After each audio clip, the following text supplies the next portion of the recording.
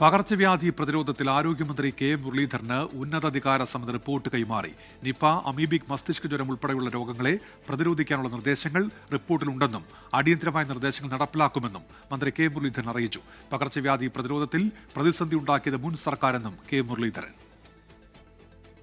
ഈ പകർച്ചവ്യാധികളൊക്കെ പടർന്നൊരു സാഹചര്യത്തിൽ അതിന് പെട്ടെന്നൊരു റിലീഫിനെ കുറിച്ചുള്ള റിപ്പോർട്ടാണ് നൽകിയിട്ടുള്ളത്.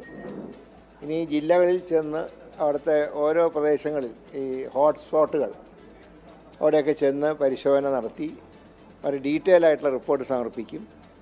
ഏതായാലും ചുരുങ്ങിയ ദിവസം കൊണ്ട് തന്നെ കമ്മിറ്റി അതിൻ്റേതായിട്ടുള്ള റിപ്പോർട്ട് നൽകിയതിൽ ഗവൺമെൻറ്റിന് അവരോട് നന്ദിയുണ്ട്. കൂടുതൽ റിസർച്ച് ഉൾപ്പെടെ ഇപ്പോൾ നിങ്ങൾ പറഞ്ഞതുപോലെ മുമ്പ് ഈ നിപ എന്തുകൊണ്ട് പ്രത്യേക പ്രദേശങ്ങളിൽ മാത്രം കാണുന്നു, അങ്ങനെ തുടങ്ങിയ വിഷയങ്ങളിലൊക്കെ കൂടുതൽ റിസർച്ച് നടത്താൻ ഈ കമ്മിറ്റിയെ ചുമതലപ്പെടുത്തിയിട്ടുണ്ട്. അതനുസരിച്ച് ഒരു റിപ്പോർട്ട് നൽകും.